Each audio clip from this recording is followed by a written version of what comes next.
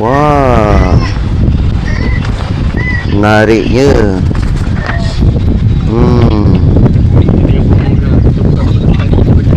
Okey. Menarik lah. Murah lah.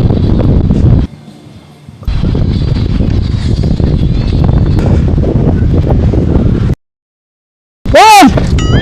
Wan! Wan! Wan! Wan! Wan! Iyalah, Ayi Nazri. Ayi Nazri? Ya, saya kenal.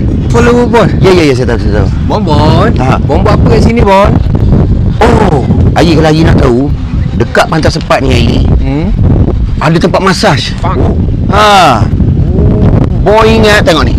Boy ingat lori ni jual goreng pisang.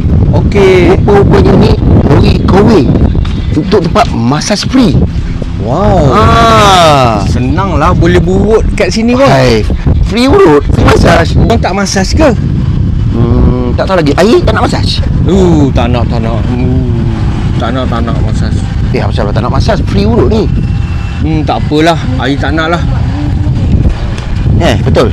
Betul tak Bon. nak? Okey lah kalau gitu. Ayi Nazri kan? Ayi Nazri Bon. Okey. Bon, Ayi pergi dulu Okey. Okey Bon. Terima kasih. Sama. Wow, sedap ya. Sedap ya. Tadi cakap tak nak Sedap ya. Tadi awak cakap tak suka. Sedap lah Bon. Tak kan? Bon. Itulah. Mula saya tak nak. Lepas tu dah try, sedap. Biasalah. Masaj tepi pantai. Okey. Bestnya. Bestnya. Bestnya. Bestnya.